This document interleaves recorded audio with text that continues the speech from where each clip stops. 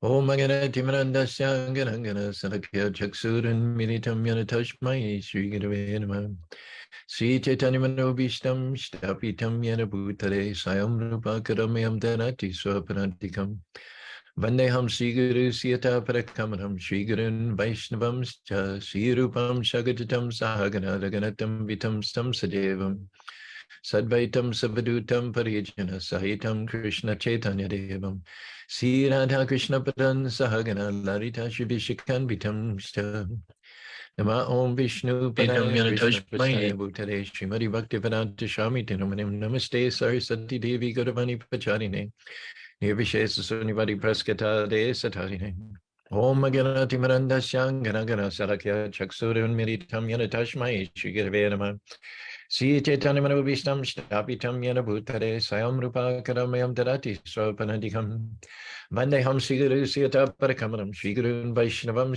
Sri Rupam Jagadam Sagaganavaganatam Vitam Stam Sadevam Sadvaitam Savadutam Parijana Sahitam Krishna Chaitanya Devam Sri Radha Krishna Paran Sahagana Lalita Shivishikan Vitam Stam Shri Krishna Chaitanya Prabhu Nityananda Shri Advaita Gadadhar Shiva Sari Gaur Bhaktavindam Hare Krishna Krishna Krishna Hare Hare Hare Rama Rama Rama Hare Hare. Welcome, Transcendental Tuesday today. And if you're local, don't forget tomorrow night's a big night. We have the bus, the ISKCON youth bus, spending the day here. They'll roll in mid-morning, I think, or early morning. Go to the hot springs for a few hours. Then they'll come back to do service in the afternoon, have lunch and do service. Then we have, they'll do a drama based on the Bhagavad Gita, some dance and drama, just 1 hour because we're hoping people come from Salt Lake and we don't want it to go too late because it's a work day the following day. So they'll perform for 1 hour from 8 to 9. The buffet will stay open till 8 in case anybody wants to come and eat just before that. If you're from Salt Lake City and the program ends at 9 and you leave shortly after, you should be back by 10, which is a good enough hour that you won't be tired and grouchy at work the next morning. And we haven't had the group since before COVID. They used to come annually, and it was a high point of our year. I'm glad that they're coming back. Wonderful. And then there's something else coming. Oh yeah, we have a wedding on Friday also.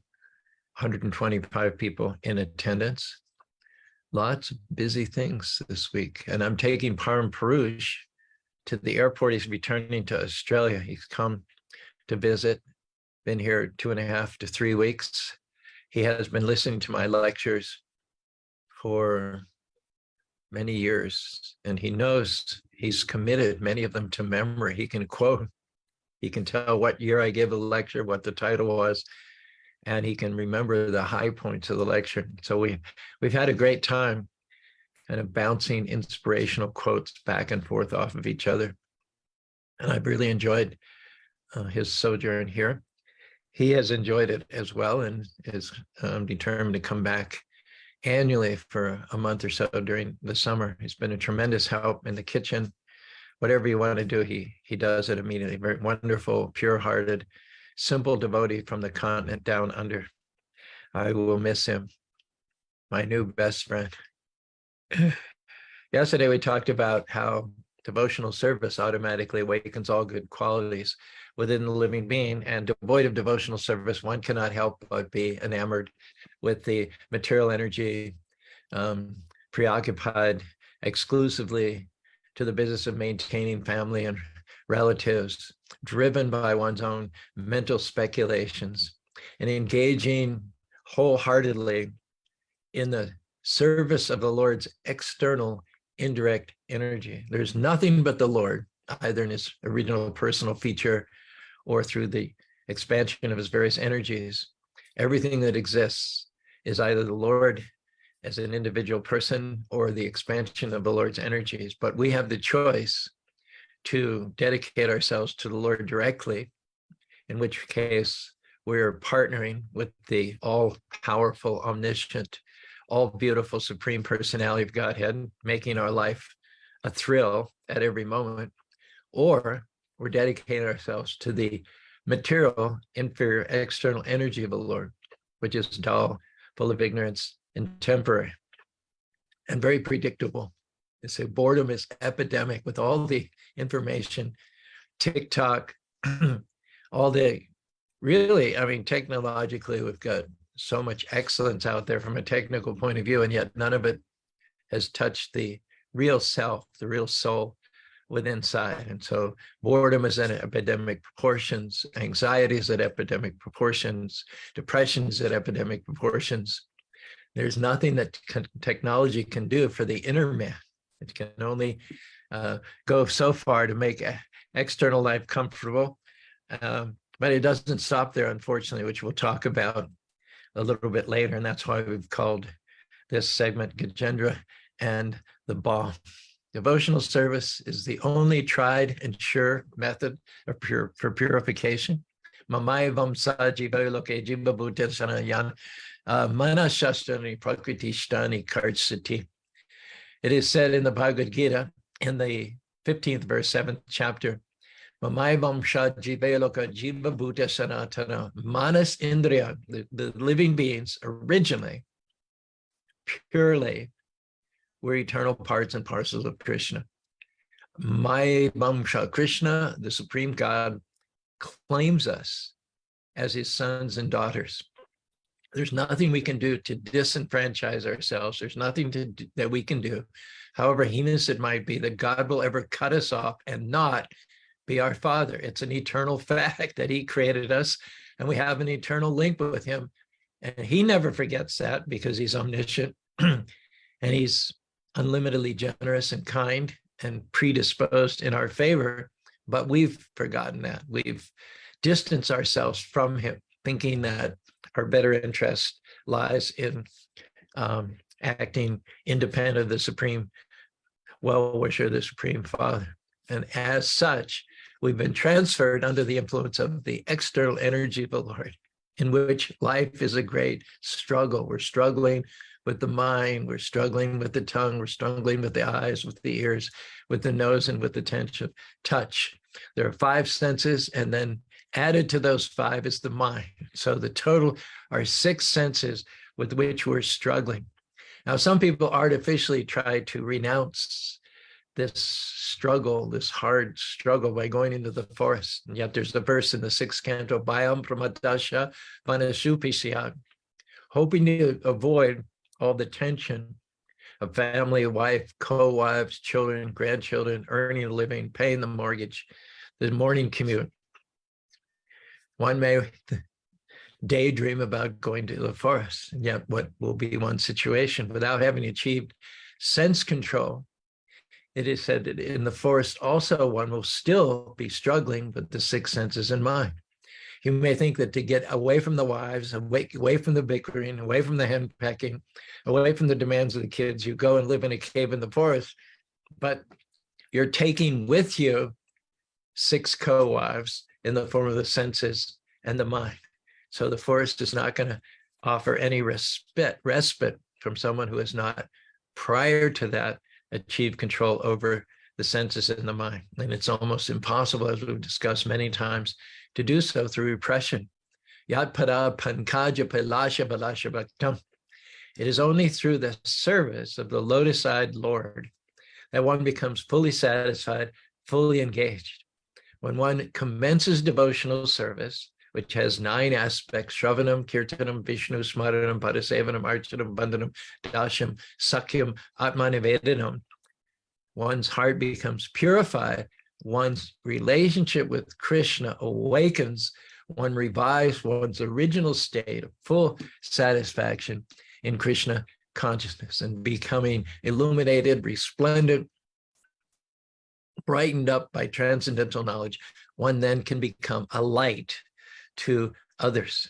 And such enlightened souls, known as bhaktas or devotees of the Lord, are trying their level best to give human society a similar opportunity for a life of happiness, good health, peace of mind, and all good qualities through God consciousness. Apart from the process of devotional service, from purifying the heart by serving the Lord in various ways, there isn't any other way to achieve peace and happiness in human society. In fact, what we're seeing right now is the opposite.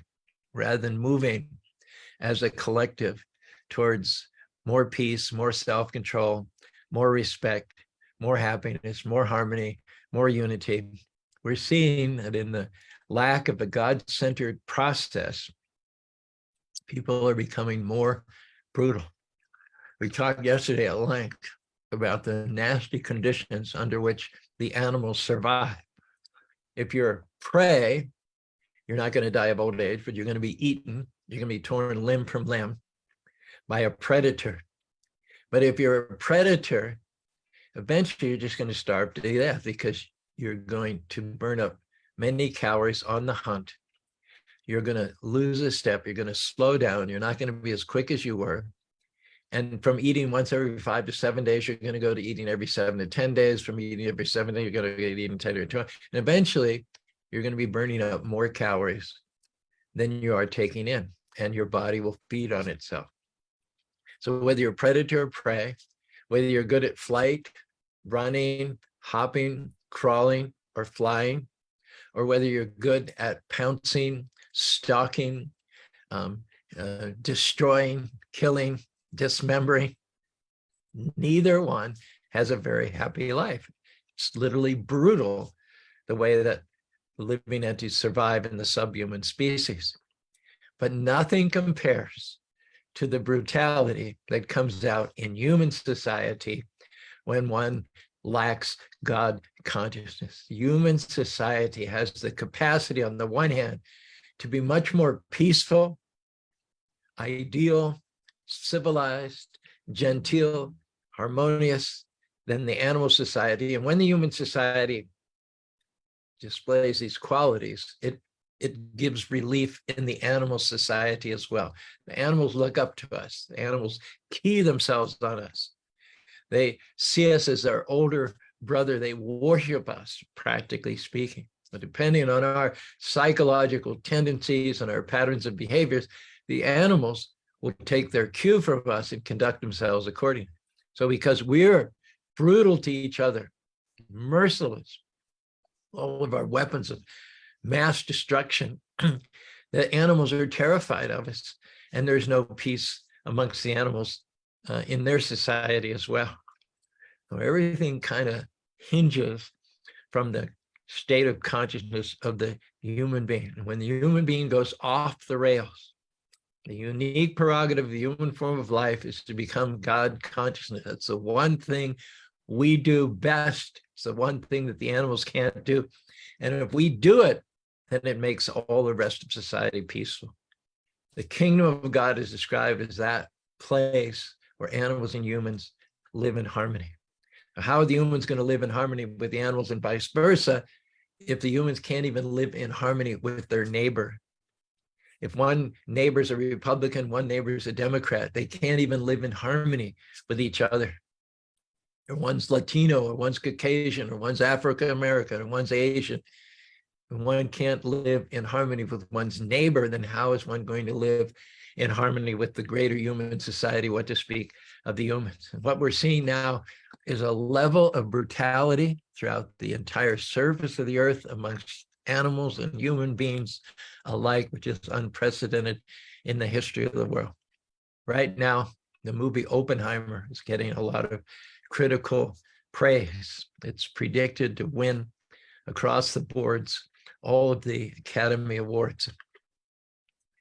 Now, Oppenheimer is an interesting guy living in an interesting time. According to the information that we have, the Germans were the aggressors. They invaded France, they invaded Poland. Their ambition was to make over the world after the template of a blonde-haired, blue-eyed, so-called Aryan. They weren't going to stop, apparently, at anything. After conquering continental Europe, they struck out for Russia, and then they allied themselves to Japan, and Japan attacked the United States. It was also well known that the Germans had a keen interest in nuclear weapons. The Germans beat the Westerners in terms of guided missiles. Based on their research on the Sanskrit texts in India, the Germans were the first group of scientists to manufacture bombs that had what do you call it? They would shoot off, rockets, they had rocket engines, and they would shoot off these V2 bombs over to England. And at the time the Germans came out with the V2 bombs, the Western countries had nothing comparable to it. It was a big wake-up call. At that point, they started to get very serious about research into nuclear fusion. They realized that the splitting of the atom would unleash an immense destructive power never before known in the history of the world. And anybody would be out of their mind if they did this unilaterally. But the fear was, and this is, I'm just running this down for you, for all the rationalizations about how we were kind of caught between a rock and a hard spot. It was well known that the Germans were working on a nuclear bomb. They were already out ahead of the Westerners because they'd developed the U-2 rocket. And so the fear was that the Germans, even if they were losing the war, they would come up with a bomb, drop it on American cities, and then the whole world would be dominated by the Nazi regime. Nobody wanted that.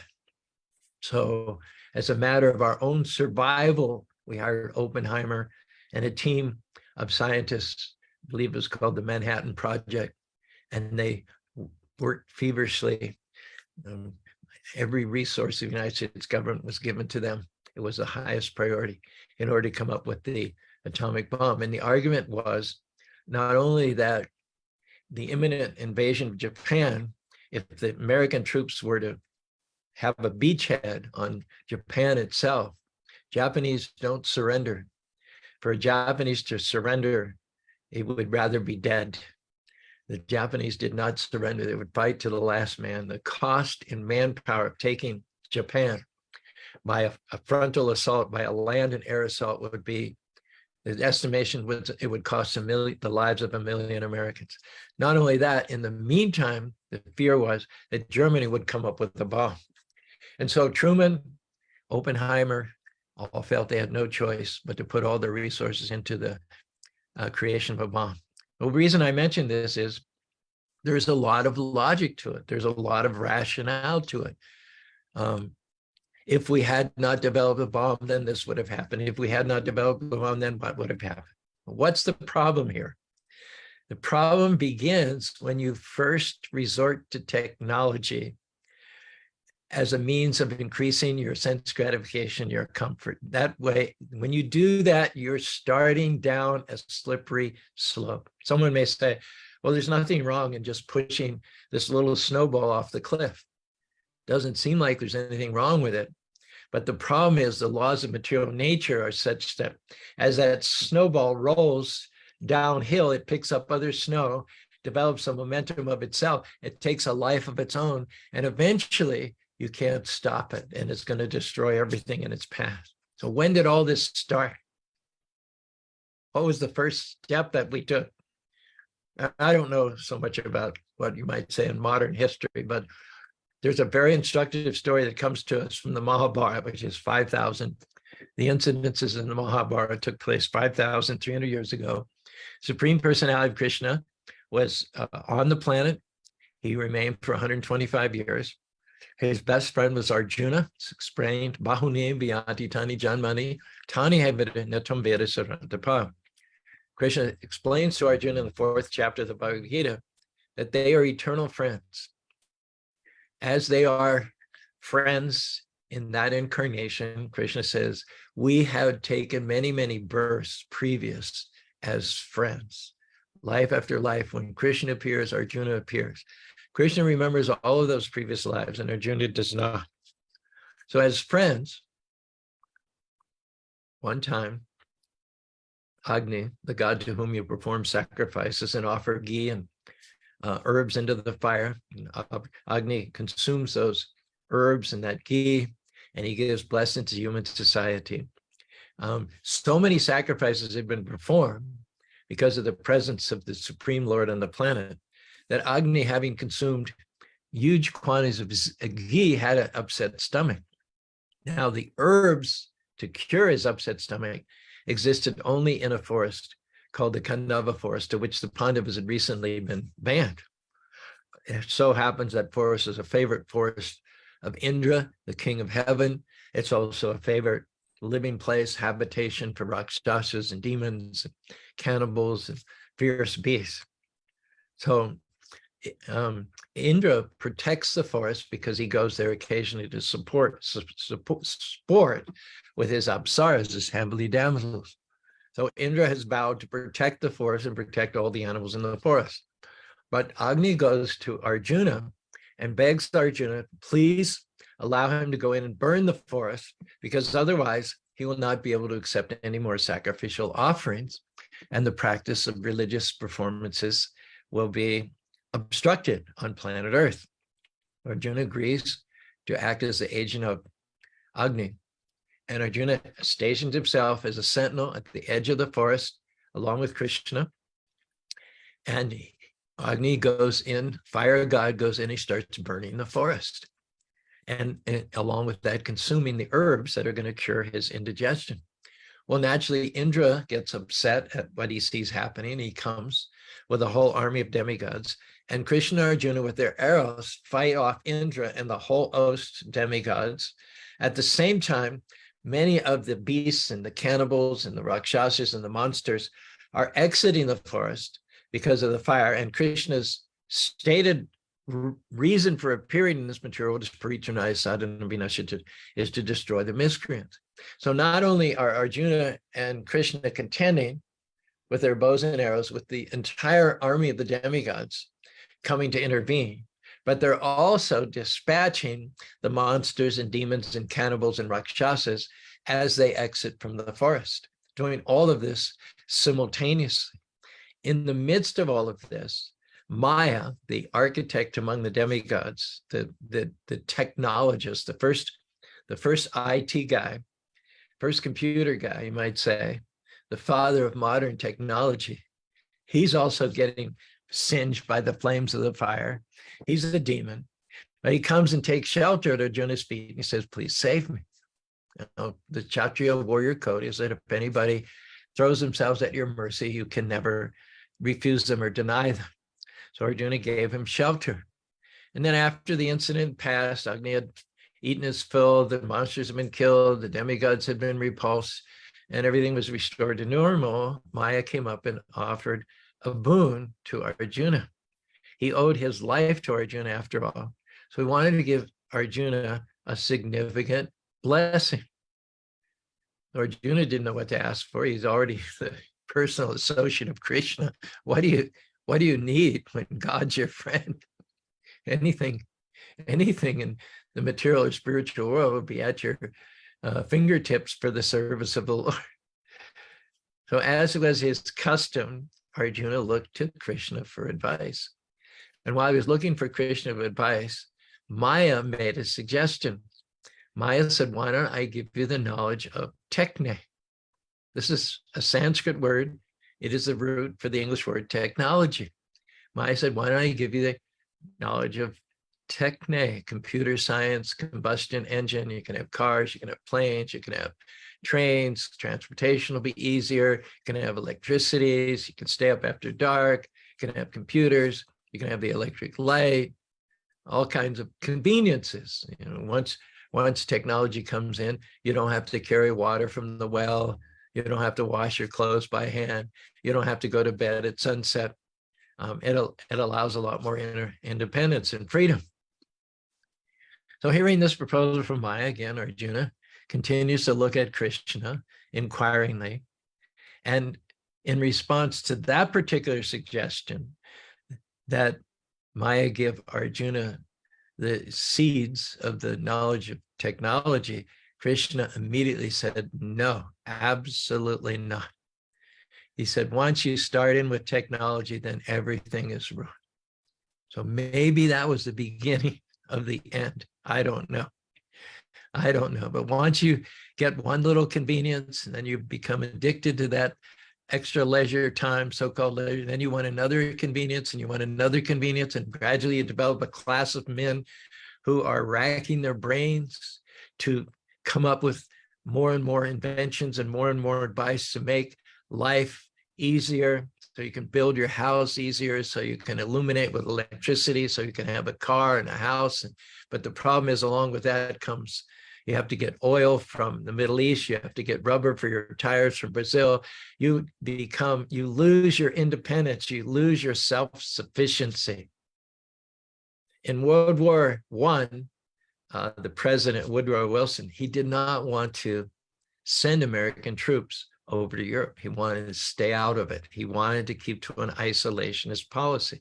And in fact, at that time, America was much more self-sufficient than it is nowadays. It was less dependent upon imports from all over the world.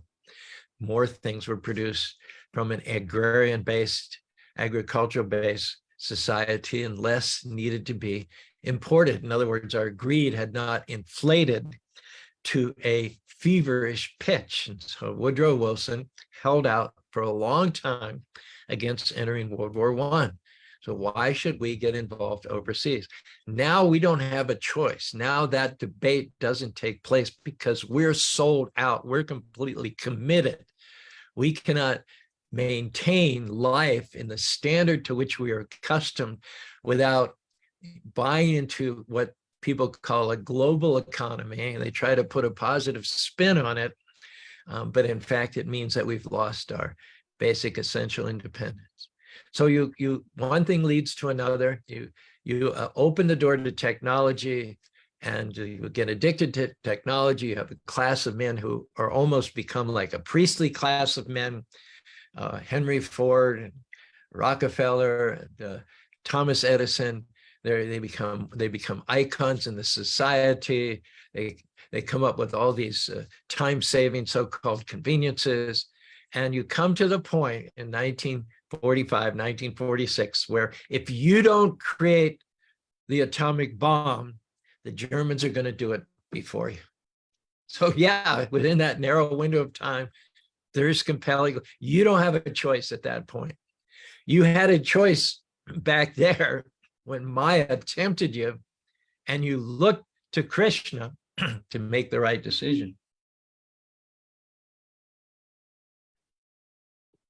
But obviously, at some subsequent point, that boon was offered to somebody other than Arjuna. That person did not look to Krishna for advice, and then we started down the slippery slope. So you can't really blame Truman or Oppenheimer and the team of scientists for creating this horrible, destructive weapon, which is a byproduct of splitting the atom. If they weren't going to do it, someone else was going to do it. But what you have to do is go back and being satisfied, having your own land, growing your own food, having a couple of cows, interacting with your neighbors, and chanting Hare Krishna. That's the only way that you can avoid these horrible, destructive acts meant to destroy the world. Excuse me. In chapter 16, Krishna describes the divine and demoniac natures. We find this verse, text 9. Evam drishtam avastibhya nishtatmanopabudya prabhavanti yoga karmanam tsaya jagatoita.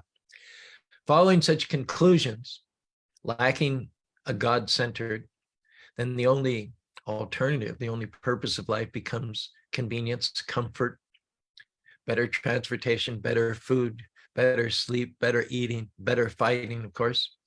Following such conclusions, evam drishtam avastibha. And what is this drishtam? What is this vision of the demoniac, the blind leaders?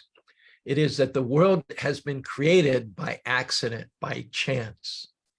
It has not been created by a God. There is no God in control. There is no supreme Lord to whom we should be accountable. There are no guidelines. There are no absolutes. There are no what do you call highway lines that were meant to stay within in order to ensure safety and harmony in our society. Anything is possible. Nothing is forbidden.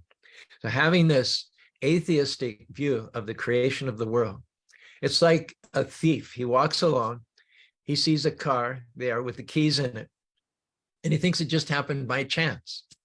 That's his rationalization for stealing the car. He says, oh, it was just there. There was no owner around. It didn't appear to be owned by anyone. The car was sitting there with the keys in it, so it was meant for me. And he gets in, he drives off the car, and then he gets apprehended and put into jail. That's the criminal mentality, to think that everything just happened to be here for me to uh, turn the keys in the ignition and drive off, appropriate others' property, appropriate God's property as my own.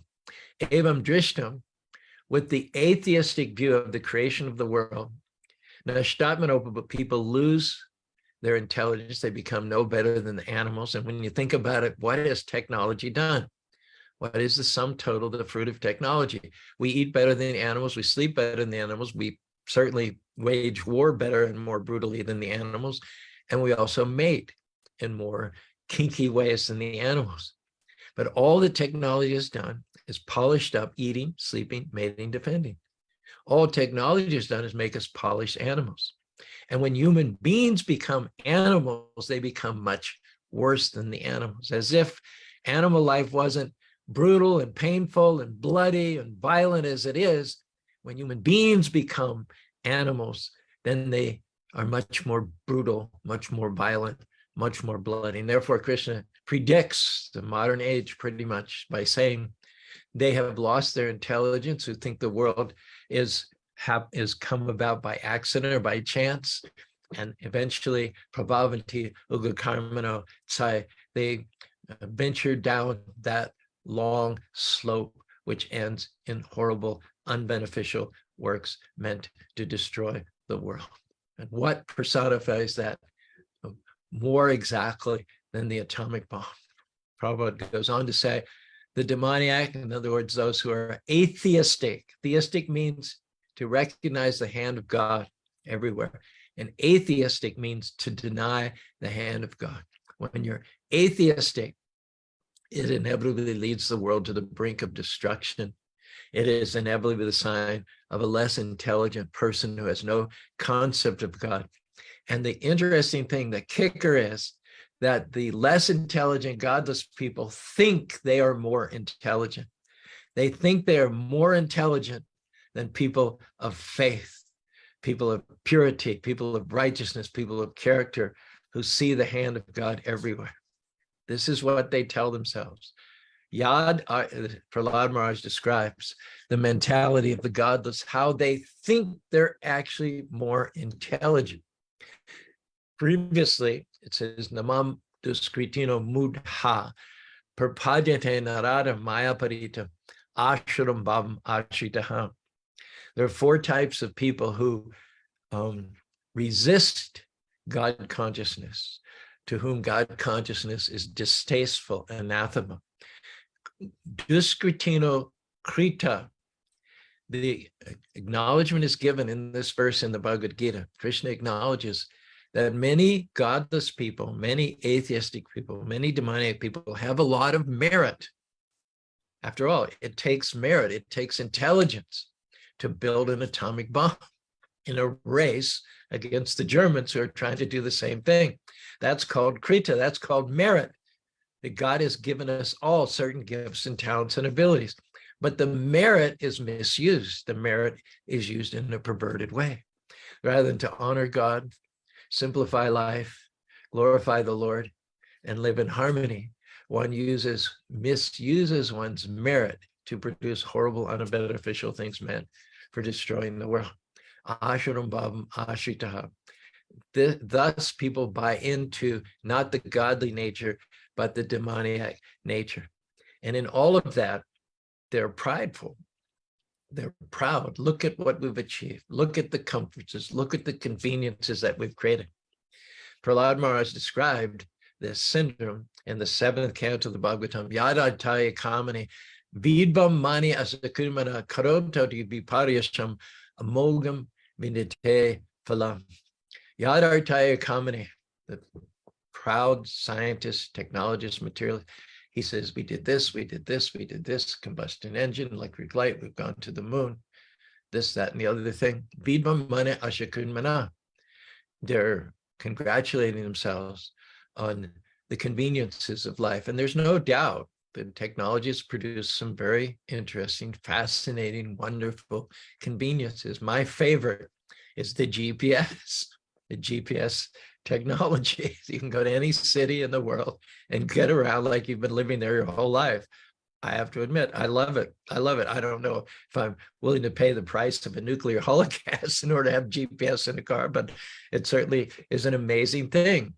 And another aspect of technological advancement, to which credit is due, is in the medical field, the diagnosis. Both my wife and I were diagnosed with melanoma 15, 20 years ago. The diagnostic process was a result of advanced technology. The melanoma was detected in both of us. It was excised. We had lymph glands taken out, and neither one of us, in fact, would be alive today were it not for the diagnostic advances in medical technology. So I'm the first one to give credit where credit's due.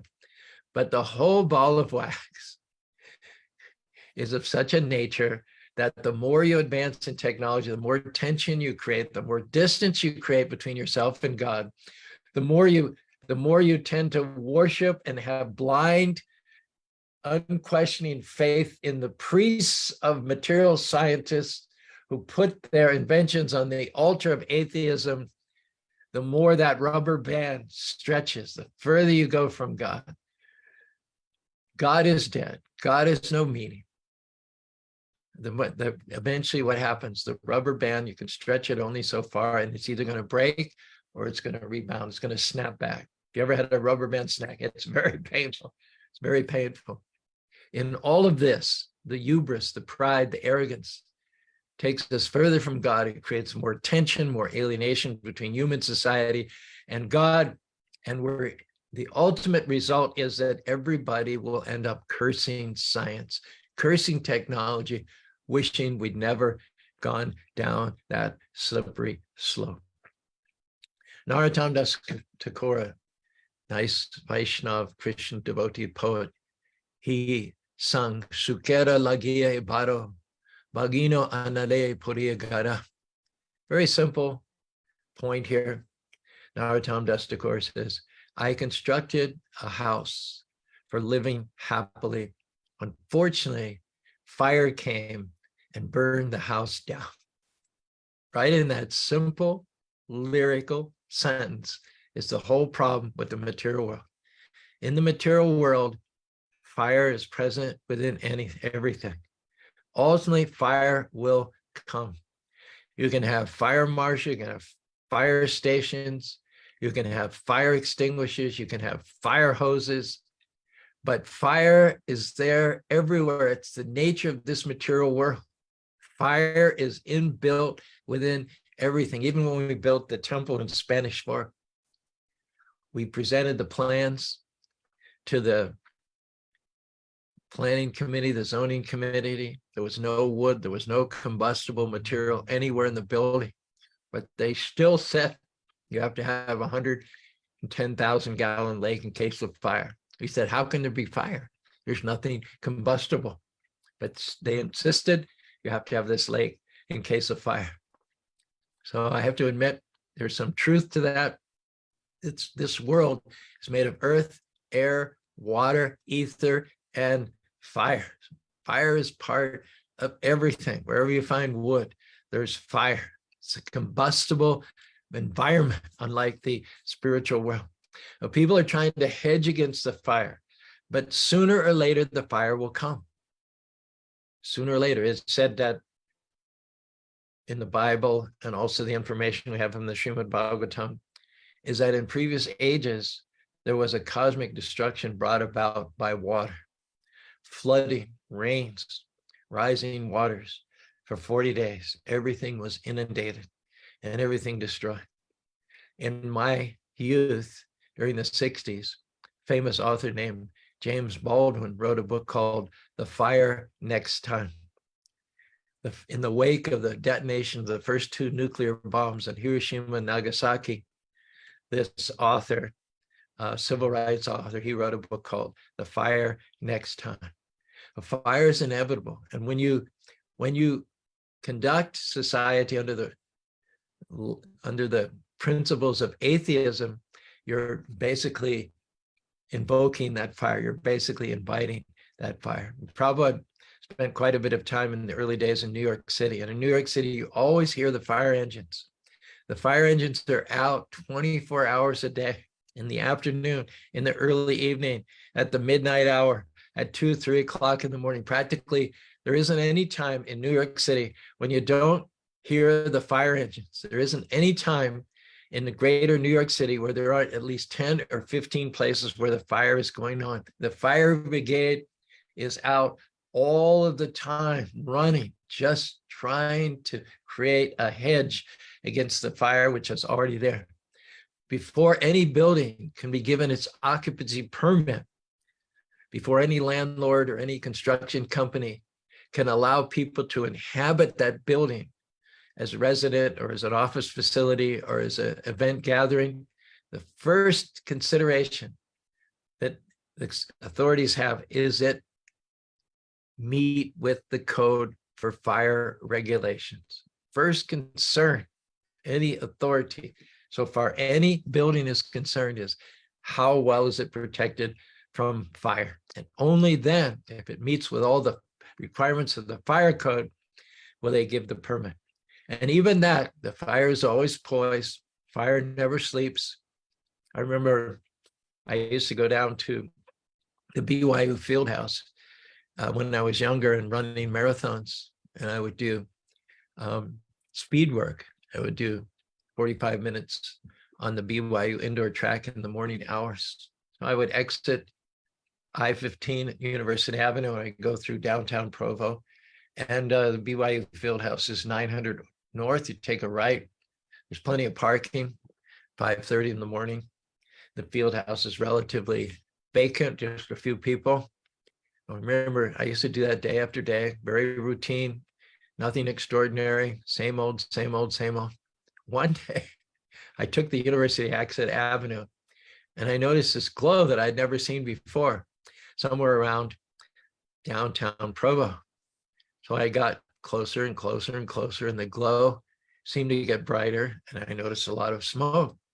So I came to the intersection of University Avenue and Center Street. I'm at about 2nd South there, and I see that the beautiful, beautiful Provo Temple, the original Mormon temple in Utah Valley, was completely,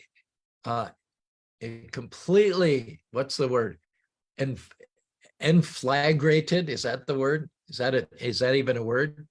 There was a huge fire just eating up this beautiful Provo temple. The temple itself, the walls were made of brick, but the roof was up in flames. The interior was up in flames. I was stunned. I was shocked. I was saying, the Mormons are so powerful. They have so much money. They have so much resources. This is an icon. How in the world could, what happened? Who dropped the ball? Who left the light on? Where did you would have never expected this iconic building. You would have never expected anybody local to have,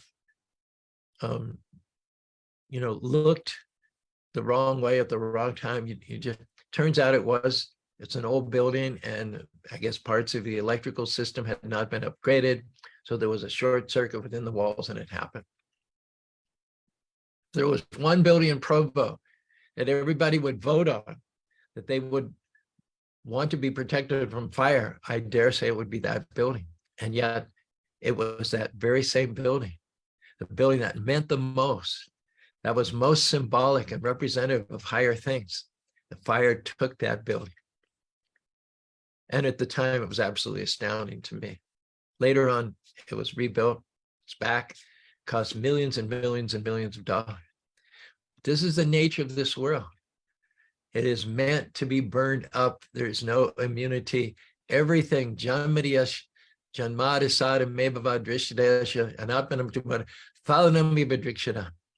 everything material goes through 6 phases: birth, growth, duration, reproduction, dwindling, and vanishing.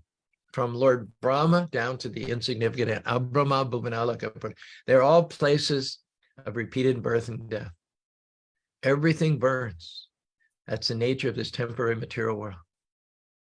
When the first atomic bomb, when the first successful test of the atomic bomb was executed in Alamogordo, New Mexico, it's interesting and very, very appropriate in a kind of a morbid way that Oppenheimer quoted this verse from the 11th chapter of the Bhagavad Gita.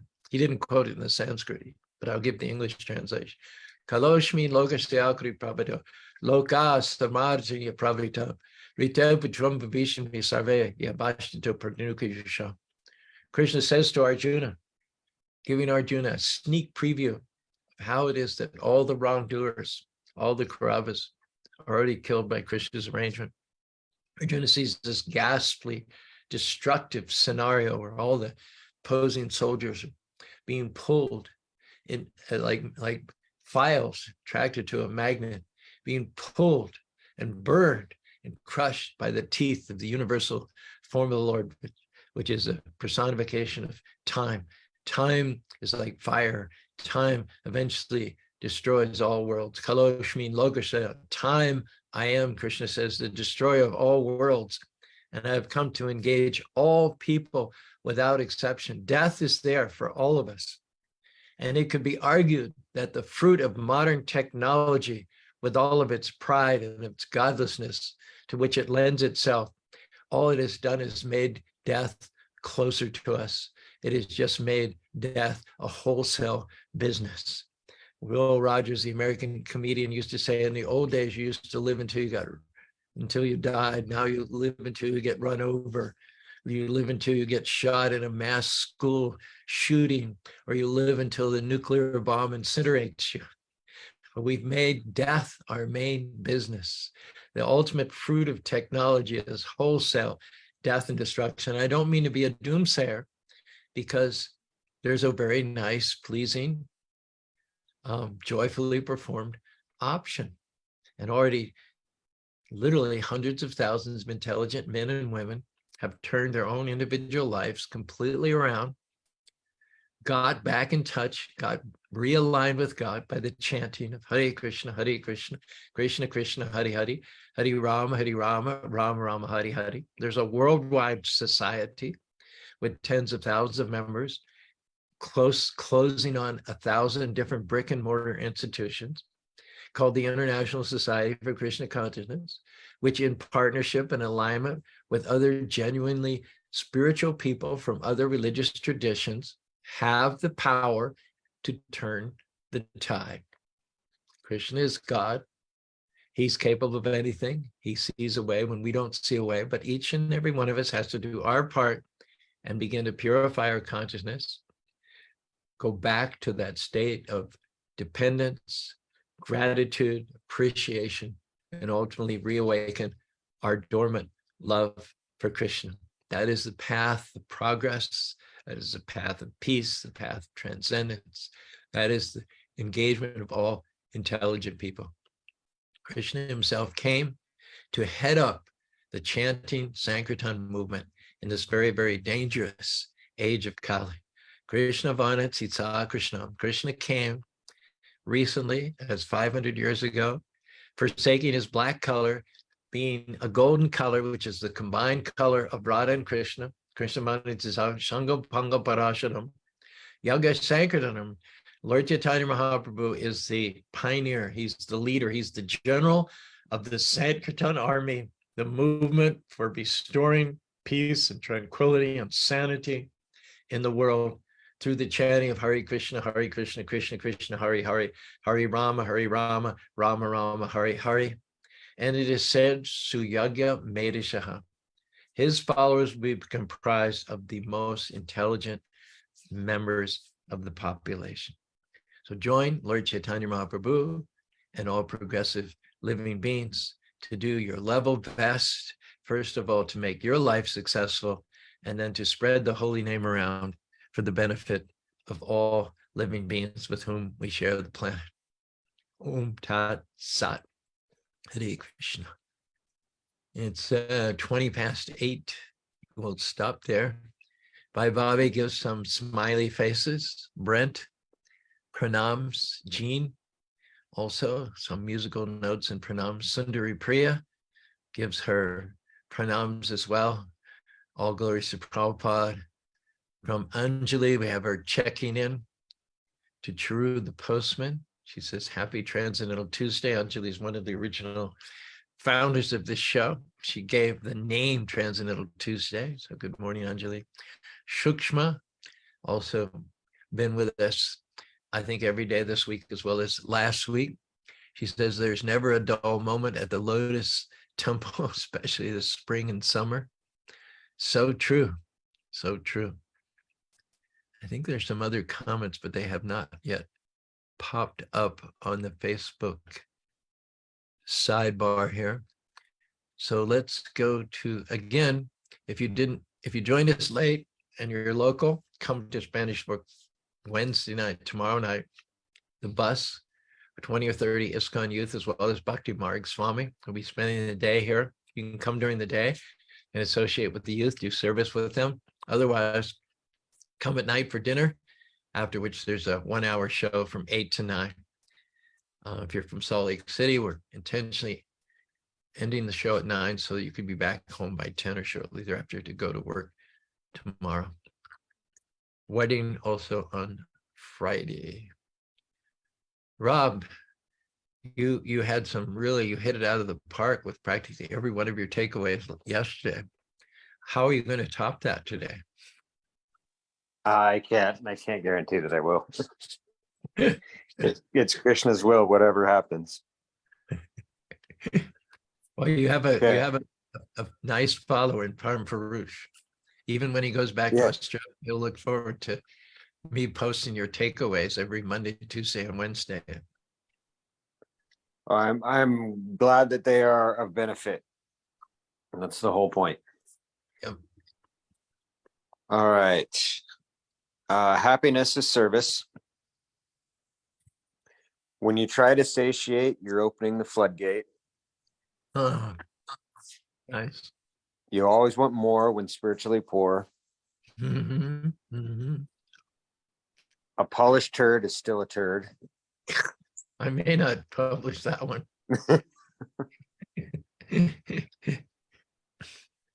Don't be selfish with merit. It's meant to. You're meant to share it. Right. That's very good. The rubber snaps back. That is a fact. Mm-hmm. Mm-hmm. Are you along for the ride, or will you help turn the tide?